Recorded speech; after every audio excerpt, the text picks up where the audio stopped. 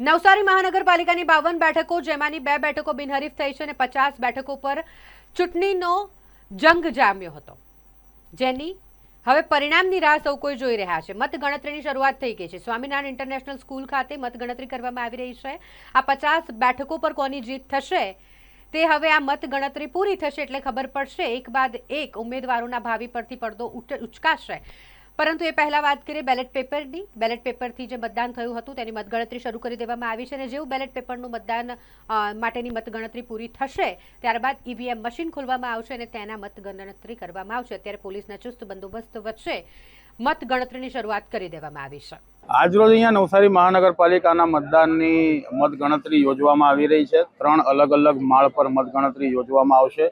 3 ચૂંટણી અધિકારીઓ છે એ એક સાથે અલગ અલગ તેમના પોતપોતાના વોર્ડની મતગણતરી શરૂ કરવાના છે। પ્રેમાઇસીસની અંદર ઉમેદવાર, એમના ચૂંટણી એજન્ટ અને મતગણતરી એજન્ટ વોર્ડ વાઇઝ જે ઉમેદવારે નિમણૂક કર્યા છે એ લોકોને જ હાજરી છે। એના સિવાય કોઈ અન્ય કોઈ વ્યક્તિને હાજરી નથી। પ્રેસ મીડિયા માટે એક રૂમ બનાવવામાં આવેલો છે, તેમને વિવિધ સુવિધા આપવામાં આવેલી છે મીડિયા બ્રીફિંગ માટે। આ ઉપરાંત મોબાઈલ ફોન કોઈને પણ અલાઉડ નથી, એટલે અહીંયા સ્ટ્રિક્ટ પોલીસ બંદોબસ્ત રાખવામાં આવેલો છે અને ચેકિંગ ફિસ્કિંગ કરીને જ બધાને અંદર એન્ટ્રી મળે છે।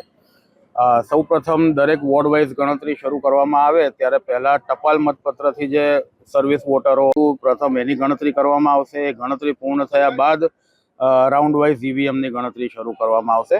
એટલે એ રીતની વ્યવસ્થા છે। 9 વાગ્યાના ટકોરે આપણે શરૂ કરવાના છીએ અને એવી અપેક્ષા રાખીએ છીએ કે બધું સ્મૂથલી પતી જશે એટલે આપણે 12 સવા 12 સુધીમાં ઓલમોસ્ટ મોટાભાગનું તમામ કાઉન્ટિંગ પૂરું કરી દઈશું। સ્થાનિક સ્વરાજની ચૂંટણી ચાલી રહી હતી અને હાલ એ પૂર્ણ થઈ છે ત્યારે નવસારી મહાનગરપાલિકા, ગણદેવી, ચીખલી તાલુકા પંચાયત સહિત તમામ જગ્યાઓની ઇલેક્શનની પ્રક્રિયા છે તે પૂર્ણ થઈ છે। ત્યારબાદ આજે 28 તારીખના રોજ જે નવસારી મહાનગરપાલિકાની 52 બેઠકો છે એમાં ભાજપ, કોંગ્રેસ અને આમ આદમી પાર્ટીની જે કટાકટીનો જે ટક્કર છે એ ચાલી રહી છે। સીધા તમે જોઈ રહ્યા છો નવસારી સ્વામિનારાયણ ઇન્ટરનેશનલ સ્કૂલ છે, ત્યાં બેલેટ પેપરથી જે મતગણતરી તે શરૂ કરી દેવામાં આવી છે અને હાલ ઈવીએમ મશીનની જે ગણતરી છે તે પણ શરૂ કરી દેવામાં આવી છે। સીધા તમે દ્રશ્યો જોઈ રહ્યા છો। જે મતદારો છે 52 બેઠકો છે એમાં 2 બેઠકો બિનહરીફ હતી અને 50 બેઠકો ઉપર ખરાખરીનો જંગ ચાલી રહ્યો છે। ત્યારે સીધા જ તમે દ્રશ્યો જોઈ રહ્યા હતા સ્વામિનારાયણ ઇન્ટરનેશનલ સ્કૂલ પાસેથી। અને વાત કરીએ તો 52 બેઠકોમાંથી 2 બેઠકો બિનહરીફ છે અને 50 જેટલી બેઠકો ઉપર ભાજપ, કોંગ્રેસ અને આમ આદમી પાર્ટીની ખરાખરીનો જંગ ચાલી રહ્યો છે।